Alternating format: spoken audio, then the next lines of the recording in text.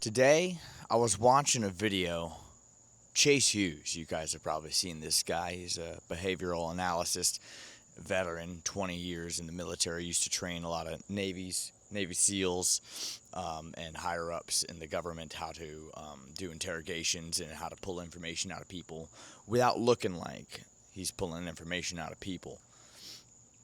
On my way over here, it made me think of exactly what he talked about because he was talking about an experiment where researchers went up to people, and there's two different split tests, one where they didn't do this and one where they did, where they went up and they asked them, hey, do you support safe driving, in your neighborhood?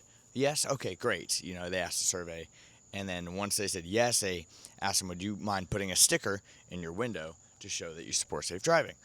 And then a week or two later, or a month or whatever, they followed up and they asked them, would you be willing to put this big old ugly sign that says drive safely, or slow down, or whatever it was? And it was like 79% of the people that did the sticker said yes to the big old ugly sign, where in the other split test, even the people, I don't know if they didn't, I think they did the survey, but they didn't do the sticker. That's what it was. They did the survey, but they didn't do the sticker. So they still asked the question, but the results was 36% of people did the sign. So 36% to 76% is what it is. This is the secret that marketers, politicians, and manipulators use to influence your behavior. Even on my way over here, the McDonald's app, it made me think about how identity drives our behavior. I was like, they even did that through the McDonald's app. Because with politicians, for example, think of it. They give you a sticker or a little something for free, a little pin. You're wearing it. It changes your identity. That's all what the experiment was focused on. Once you can change someone's identity and shift their identity, you can then more predictively predict their actions. More predictably, because they were more likely to be consistent with what they publicly represented as their identity. Same with the politicians, same with stuff that they want you to support, laws and regulations. They'll get a little free pin or a free sticker or a free bumper sticker, and as soon as your public identity is shifted, now you're more likely to speak up for that idea or individual and everything. I mean, even when it comes down to Jesus Christ, think of it. The moment you start wearing the cross, the moment that you start showing outward signs of your faith, is when you're going to be more likely to be more consistent, because you have a physical reminder. But obviously with Jesus, you don't have to be, like he said, it's not like the Old Testament where you have to literally sacrifice animals and circumcise yourself to be forgiven in the eyes of the Lord, or anything like that, or adopted into the vine. Jesus is a completely different thing, because Jesus came to abolish the old world. But you can see a lot of patterns in what they use in the propaganda. They see, like I said, politicians using it. You see different influencers using it, like, hey, use my promo code and you'll get this free thing. Or you show up to their event and you get something for free, like a little wristband. Now you're going to be more likely to buy a t-shirt or something like that. Chase Hughes was going into how identity shifts focus. So you got to get, if you want someone to listen to your influence, or to do what you're suggesting them to do, once someone adopts an identity, the brain will protect that belief, even if it means doing things it wouldn't normally do. So like for the wellness company that I refer people to, for me, I think of it this way. I got to get people to shift their identity first. I got to get people to realize, hey, your identity is that you actually don't support these monopoly organizations like Walmart and Amazon that aren't giving you any money back. They don't care about how much money you're making or what products ultimately you're getting. They're just getting cheap preservatives from China, and they're not even American made. You're an American made buyer. You want natural products. Imagine if your baby were to get into this detergent and hurt itself. You wouldn't want your baby to be suffering because you just bought some detergent because you needed to save a few bucks. And good news, a lot of the stuff that we provide at this wellness company is the same exact price. They make it affordable because this is a $2 billion a year revenue company. So this is not just your little old mom and pop startup. And it's privately owned, so they don't advertise. So the only way you're going to find out about it is through a customer like myself, which they share money with. So they're on your side. They want to see you win. I want to see you win. You need to check out this company. You got 30 minutes?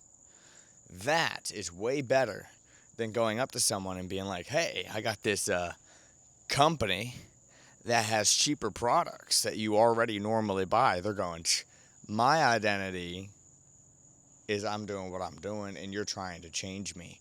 Instead, you get them to affirm the identity that you want them to have to take the action. So you go, isn't it crazy all these products that these stores have with safety caps on them? Like if my baby were to get into that, it's going to kill my baby, or it's probably the reason why people are getting cancer nowadays. Wouldn't you agree? 1 in 2 people gets cancer. Yeah, I mean, I've been going green for a while. You got to go green whenever you can. And then you kind of shift the conversation from there. And then Chase was also talking about, again, how you pull information without looking awkward. There was this other method that I want to make a whole nother video about. It's instead of asking questions, you make a seemingly casual statement that people feel compelled to respond to, correct, or expand on.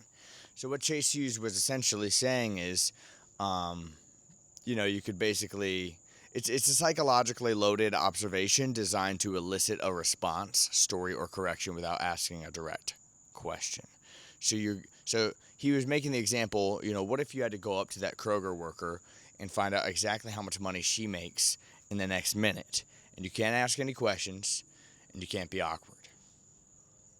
How would you do it? When he said that, I was like, no way. He walked up and he said, what you would do is you would say something along the lines of this would work. You'd be like, hey, do you know where the cottage cheese is? Oh, okay, thank you. I appreciate that. By the way, I read that there was an article that you guys just got bumped up to $26 an hour. Congratulations. That must be awesome. You have a great day. They're going to, like right here, you're making a seemingly casual statement that people feel compelled to respond, correct, or expand on. She's gonna go $26 an hour. I don't make $26 an hour. I don't know where you read that, but yeah, it's 16 over here, and then boom, you have your information. They don't even know what happened. They think it's just a random conversation.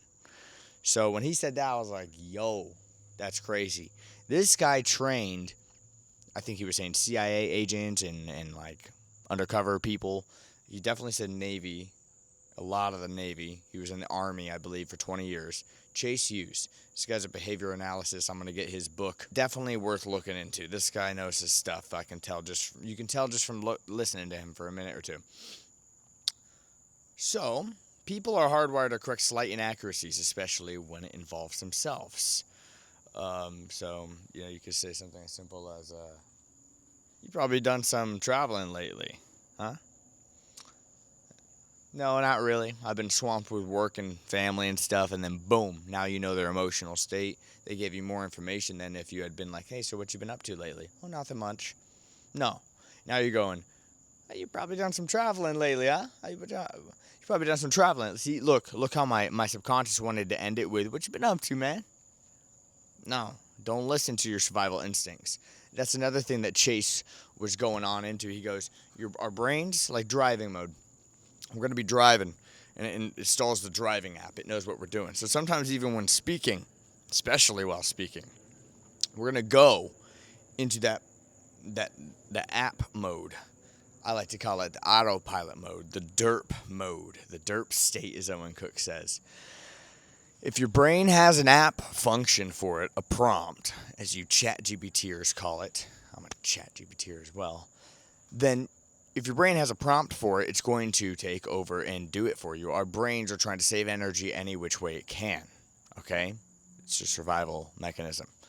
Your ego is going to keep you right where you need to be comfortable because it doesn't care about your expansion. It cares about keeping you safe.